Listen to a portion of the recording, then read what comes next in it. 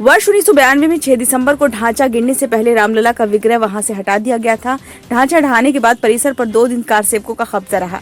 Car सेवकों ने चबूतरा और अस्थायी मंदिर बनाकर रामलला को विराजित कर पूजा अर्चना की। देश भर के कई हिस्सों में सांप्रदायिक संघर्ष हुए, कई अफसरों पर गाज गिरी। कल्याण सिंह सरकार बर्खास्त होने से प्रदेश में राष्ट्रपति शासन लग गया।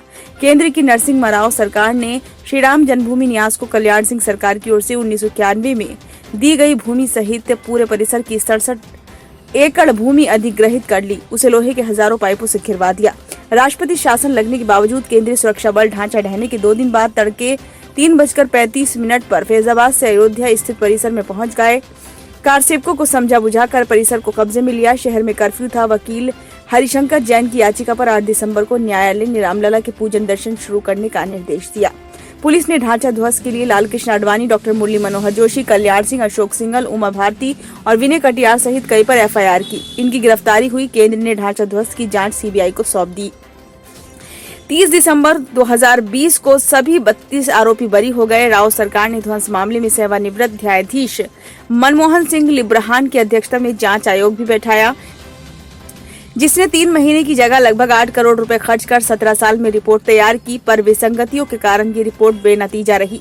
उधर मंदिर बना मस्जिद पर सियासत अपना काम करती रही। प्रधानमंत्री राव ने मस्जिद के पुनर्निर्माण की घोषणा की। समझौता वार्ताओं के दौर चले पर नतीजा कोई नहीं निकला। ढांचा ढहने के बाद विहिप और श्री राम जन्मभूमि न्यास ने मंदिर निर्माण के लिए पत्थरों की तलाशी शुरू करा दी। शौर्य दिवस बनाम काला दिवस से दोनों पक्षों ने माहौल गर्म रखा। बाद में दोनों पक्षों ने कानून बनाकर संबंधित मंदिर निर्माण का रास्ता साफ करने की मांगे की। तमाम फॉर्मूले बने बिगड़े, लेकिन बात नहीं बनी।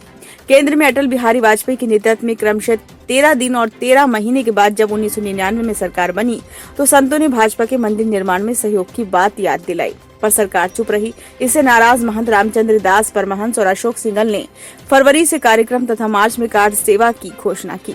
सर्वोच्च न्यायालय के रुख पर वाजपेयी सरकार को अयोध्या में प्रतिबंध लगाने पड़े। तनाव बढ़ा। परमहंस के आत्मदाह करने की चेतावनी पर वाजपेयी ने वरिष्ठ अधिकारी शत्रुघ्न सिंह को अयोध्या भेजकर प्रतीकात्मक शिलादान कराकर टकराव टाला। उसी दौरान अयोध्या से गुजरात वापस जाते वक्त साबरमती एक्सप्रेस के डिब्बों में आग लगने से 50 से ज्यादा लोगों की जान गई, जिसे गोधरा कांड कहा गया। 30 सितंबर 2010 प्रदेश में मायावती सरकार। शाम को पता चला कि न्यायाधीश न्यायमूर्ति एसयू खान, न्यायमूर्ति सुधीर अग्रवाल और न्यायमूर्ति धर्मवीर शर्मा की पीठ ने रामलला को विराजमान रखने का आदेश दिया है।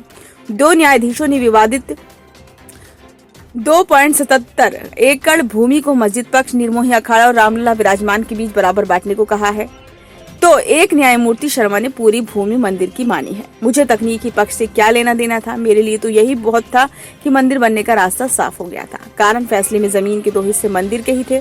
फैसले की पृष्ठभूमि उच्च न्यायालय के सेवानिवृत्त न्यायाधीश देवकीनंदन अग्रवाल ने 1989 में रामलला विराजमान और राम जन्मस्थान को वादी बनाते हुए उनके सखा के रूप में 5वां मुकदमा दायर कर फैजाबाद की अदालत में पड़े मुकदमों को इससे जोड़कर सुनवाई की मांग की। तब उच्च न्यायालय ने फैजाबाद जिला अदालत के सभी 4 मुकदमों को अपने यहाँ ट्रांसफर कर एक साथ सुनवाई शुरू की।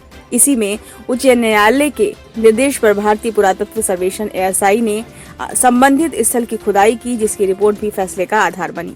हालांकि मामला ऊपर की अदालत में चला गया। ब्यूरो रिपोर्ट नहीं दी।